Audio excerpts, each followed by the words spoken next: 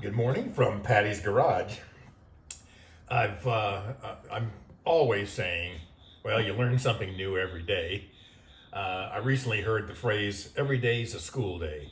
So, yesterday was a school day for me as I was trying to put together some thoughts on why is the my newly rebuilt 948 engine, why am I having to do this dance between timing and carburation to try and get this engine to run right and to idle right and so forth. And it what's changed, because this engine used to start up, run nice and smooth, that sort of thing. Didn't have good oil pressure, but it ran nice and smooth.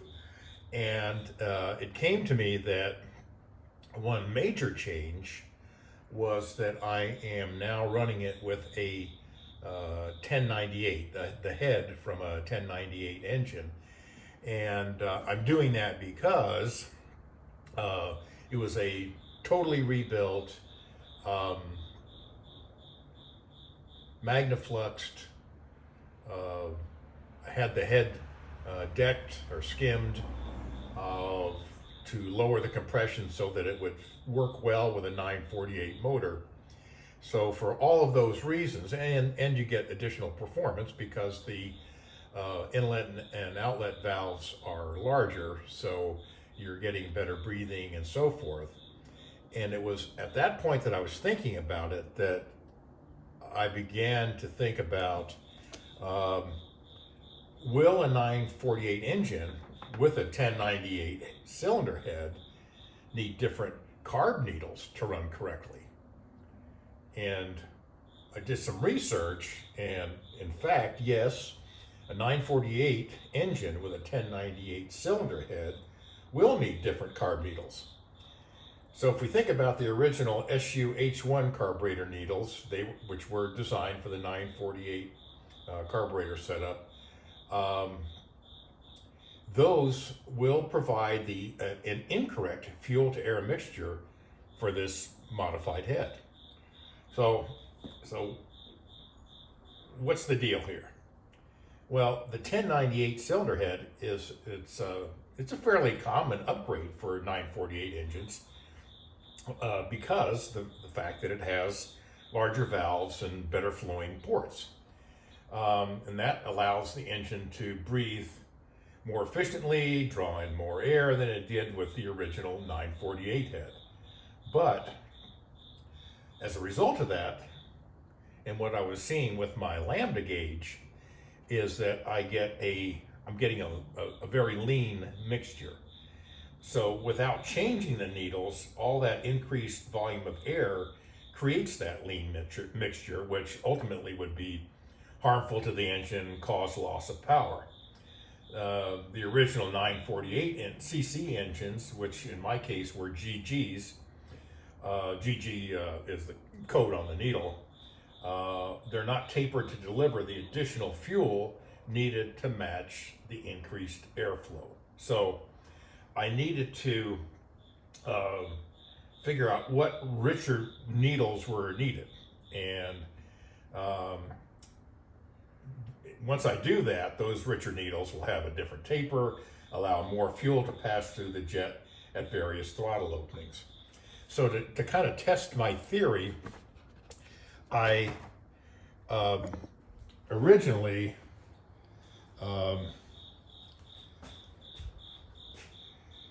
gave this mixture adjusting nut down here. I had wound it out 2 full turns, which had always been a good setting for me to, initial tuning on stock engines. But it just, this car was just not wanting to start. I'd have to use a little squirt of starting fluid to get it to fire. It would fire and run, but it would run poorly. And so I decided, well, if in fact this engine is starving for fuel because of the needle mixture, why don't I try this? Let me just wind these adjusting nuts out 1 more full turn. So that'd be 3 full turns out, which is of course is lowering the jet and allowing much more fuel in. Well, the engine started, didn't need starting fluid, ran, would idle not well, and now it's kind of running rich, which is not good either. So I went from a lean to a rich, but at least it was idling. So somewhere in between is probably the correct setting. So I went back to my SU book and started looking up what are stock needles, what are the next options, and so forth. So this is there's an app out there on the internet that you can actually plug in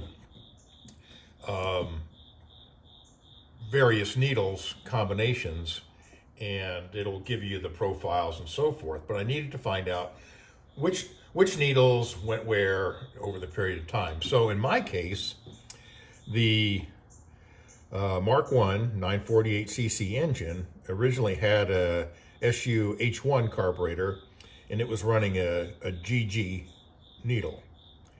And then the later HS2 also on that 948 had a V2 and a V3. Well, then I said, okay, well, if I want to run a needle that's going to work with a 948 head, why don't I look up and see what the Mark II is that has a 948cc engine. And in this case, and this is like lean, standard, and weak. So what we can see is that what was a standard needle in the H1 carburetor, or could be, in this case, it's used in an HS2, but what was a standard now becomes a weak needle with a 1098. And a standard needle is a GY. And it was GY for a short period of time, and then it became an AN needle, which was ran for a long time in over many engines. It was just a good performing needle. And so what's the ideal choice? And that kind of depends on the carburetor, the extent of the modifications, whether, like mine, whether the head has been milled to regain compression. And so I needed to try and find out what needles were going to work. I actually had, from prior cars, this is for a HS4, I believe it is, and I can't find the second AN needle. I don't know where that got lost or if I ever had it, but I did have a pair of GY needles. So GY and AN, as we'll see, are fairly close. So a common starting point was to use the needles for the 1098. For example, 1098 with HS2 had this AN needle. For modified engines, standard needles may still not be rich enough, and we may have to still do some experimentation and see if and maybe go from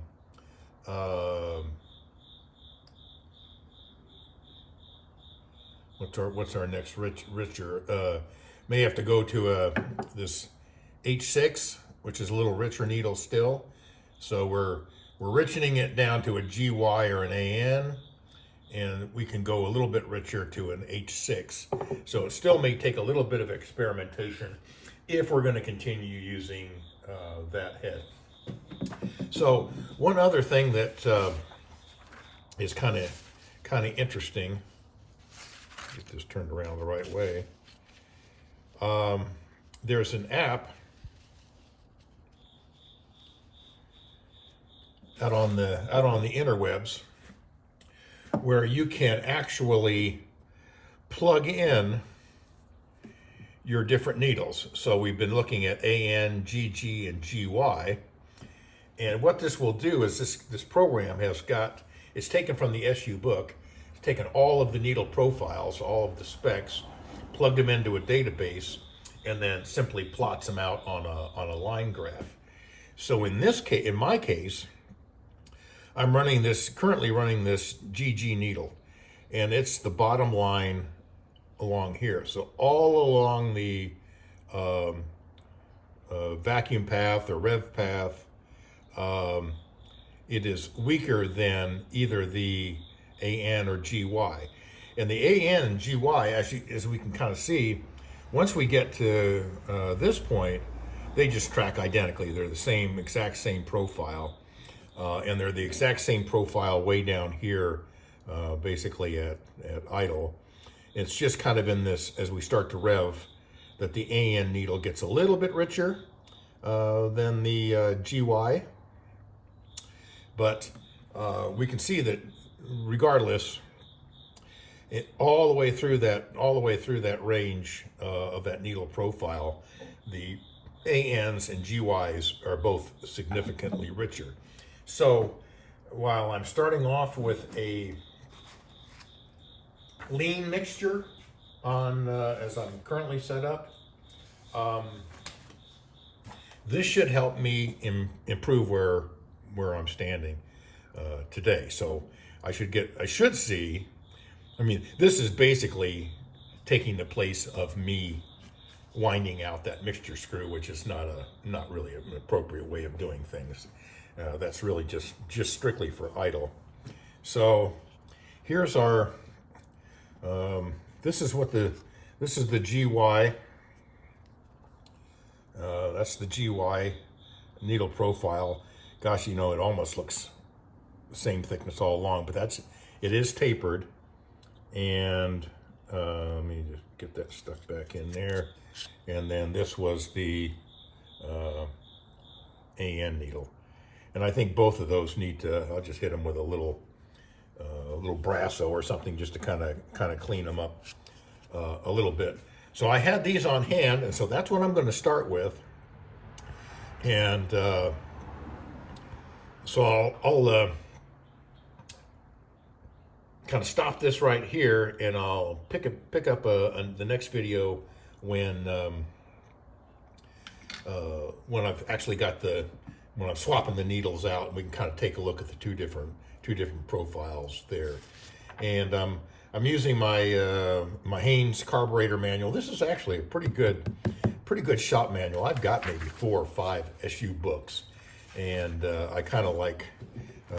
My friend Nigel Keane kind of turned me on to this one, and it's got some pretty good pictures, diagrams, and so forth in it. So I kind of like that. It had that's where I got my selection of needles from. So I'll come back when I've